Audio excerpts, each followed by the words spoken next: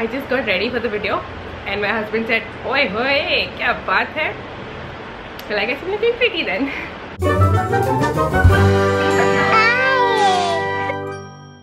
Hi, this is RGB and you're watching RGB Love, where I am the crazy Indian mother.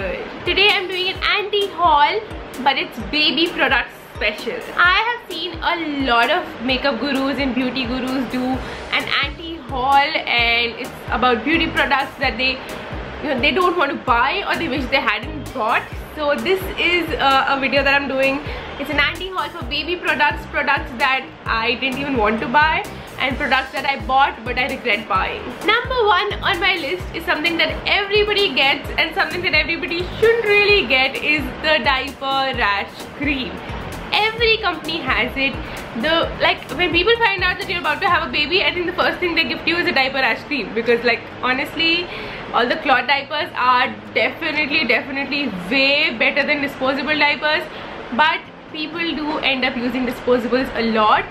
I use disposable a lot, especially since I didn't really know much about cloth diapers. I have recently done a video where I myself learned a lot about cloth diapers, and I teach you guys what I learned about cloth diapers. I'm going to link it down in the description box and somewhere on the screen as well.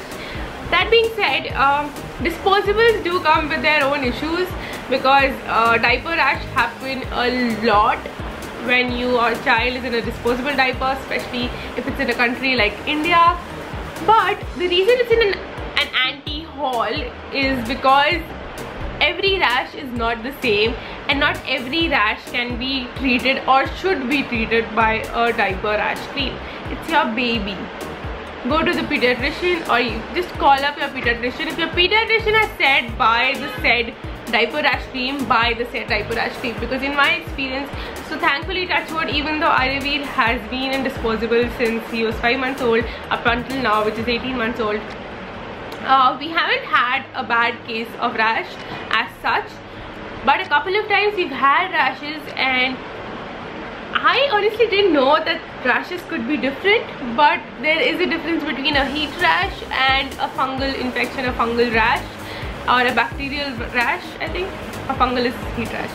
The point is, all rashes are not same, and all treatments for the rash is not same. I can say so because for both the rashes, my pediatrician gave me different medicines, and both the medicines worked quickly, on their own rash. So basically, don't just buy any random diaper rash cream. Number two is baby powder. So this is something I did not buy. The only baby powders that I have is because I received them as gifts in gift hampers. But baby powders are a strict no-no, especially for newborns, because I know when we were kids, we were I think my mom, what she did was she would bath us first in normal water, and then she would bath us in powder, because we had so much powder on us. Unfortunately, powder is also really bad for babies because it can cause respiratory problems. It can get into the lungs of the little baby, because it's a baby. Babies don't know much. They inhale powder, it goes into the lung. Not a good scenario. So baby powder it should actually be on the top of my anti-haul, because it's something you just should not do. Number three is baby creams. Although I did buy baby creams and I did use them, but honestly I didn't use them a lot because I was using oil on Aryaveer. So if you have a little baby, it's always better to wait, there's a hair stuck on my lipstick. Oh. See, really, this is why you don't stop wearing lip gloss. So I have majorly oil massaged Aryaveer, and the oils that I've used have been really pure. The one that I used initially, I think was, which one was it? It was majorly I've used the Ferragamo.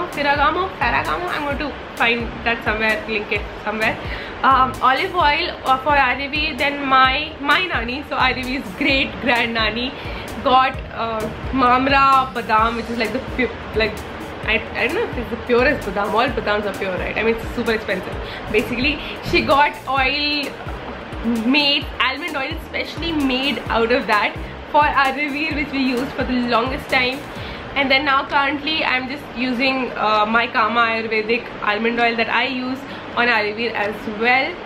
So as for creams, I haven't really used creams a lot. I don't understand, like, I feel creams are just like chemicals.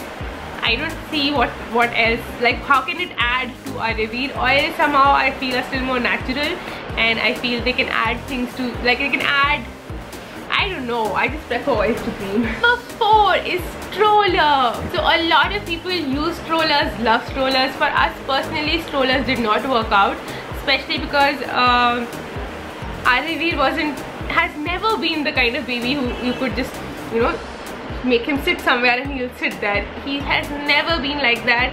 I cannot even imagine him sitting on a stroller and just being like, huh. I think I remember once we went to the mall and we had taken Aravi's stroller, but Aravi ended up being in our arms and just dropped on the phone. So we went to the mall, and I remember Aravi just wanted us to keep holding him because he wanted to look around, and the stroller wasn't giving him, I think, enough height for him to look around.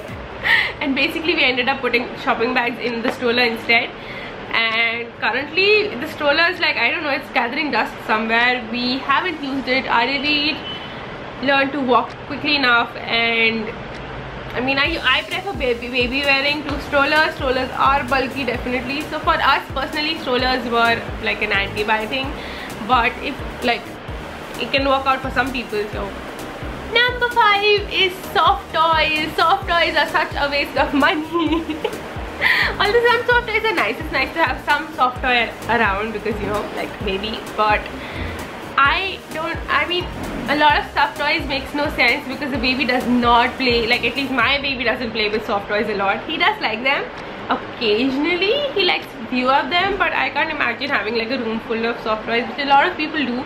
They have like rooms filled with soft toys and soft toys and soft toys, and I just don't see a point of either getting a soft toy for a baby or gifting a soft toy to a baby, except maybe like 1 or 2 odd ones that you should have around. Honestly, I would rather have educational toys versus soft toys. Number 6. Okay, so number 6 and 7 are kind of contradictory because both these items helped me and worked out perfectly for us till the time Aravi was 6 months old.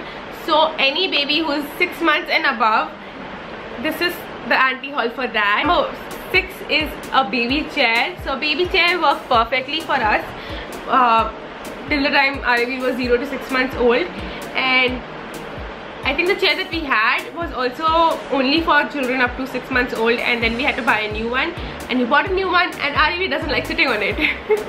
Especially because he's not the kind of, it depends on your baby. My baby doesn't like to sit in one place at all. He likes to move around.